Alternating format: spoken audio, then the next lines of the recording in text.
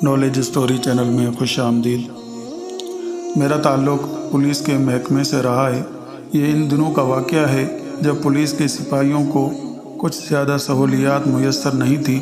हम अपने ज़ाती घोड़ों पर ही सफ़र किया करते थे और जब छुट्टी पर हम अपने गांव जाते तो हमसे सरकारी बंदूकें रखवा ली जाती थी।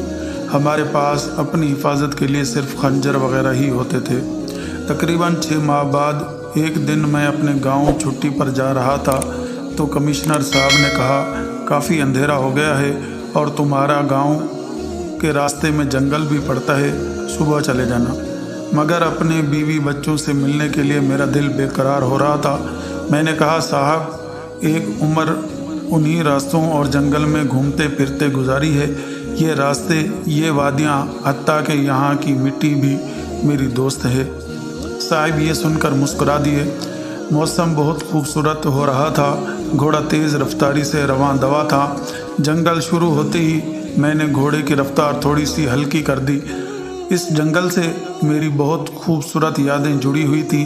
हालांकि ये जंगल मेरे गांव से काफ़ी फासले पर था, मगर बचपन में हम सारे दोस्त हर हफ्ते यहाँ आकर खूब शरारतें करते, नहर में नहाते और दरख्तों पर चढ़कर ताज़ा फल तोड़कर खाते थे। ये सब सोचकर मेरे चेहरे पर मुस्कुराहट आ गई। अचानक मुझे किसी बच्चे के खिलखिलाने की आवाज़ आई।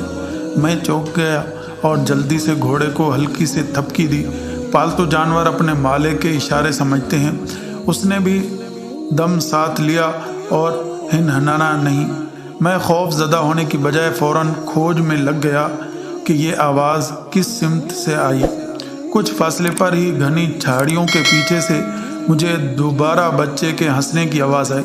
मैंने घोड़े को एक तरफ खड़ा किया और आहिस्ता से थोड़ी झाड़ियाँ हटाकर देखा तो साल भर का एक निहायत खूबसूरत गोल मटोल सा बच्चा अकेला बैठा हुआ है। अचानक एक दरख्त के पीछे से एक भेड़िया नमूदार हुआ।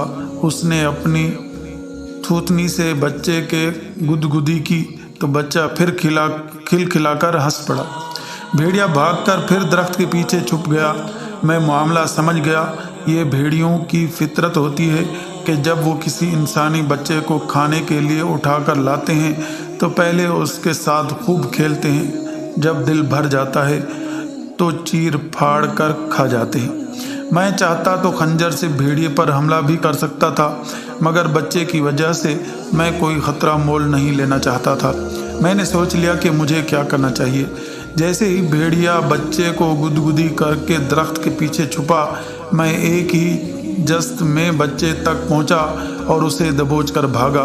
आनन फानन अपने घोड़े तक पहुंचा और घोड़े पर उछल कर सवार हो गया और घोड़ा सरपट दौड़ा। इस तूफ़ानी कार्रवाई से घबरा कर बच्चा मुसलसल रोता था। जंगल पार करके एक जगह घोड़ा रोककर मैंने पहले बच्चे को बहलाया। वो खामोश हुआ तो मैंने उसे आराम से आगे बिठा लिया।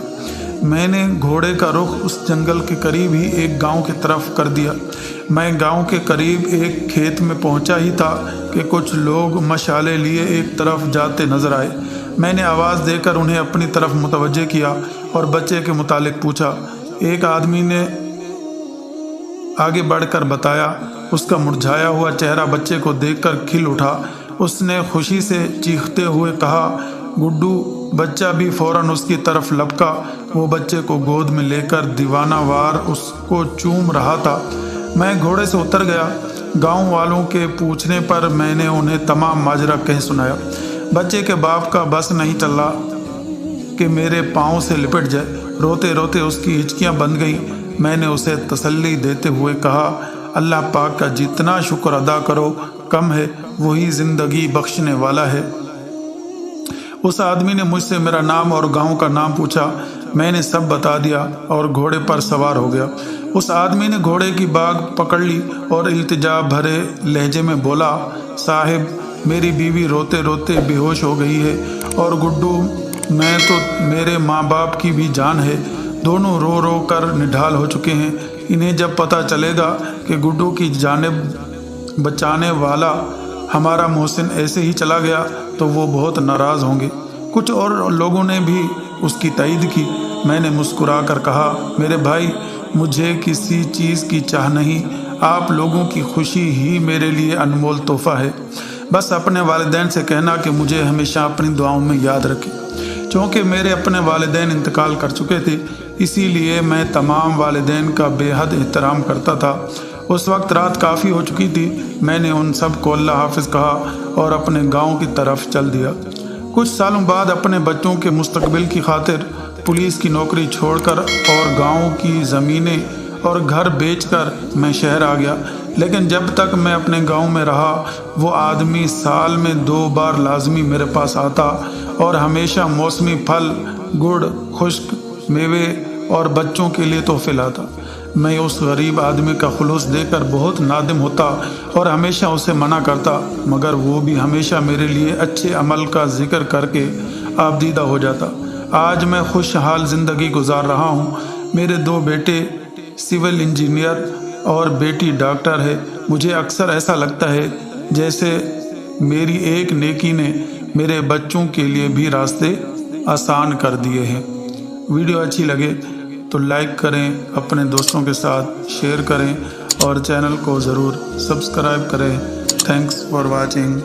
اللہ حافظ۔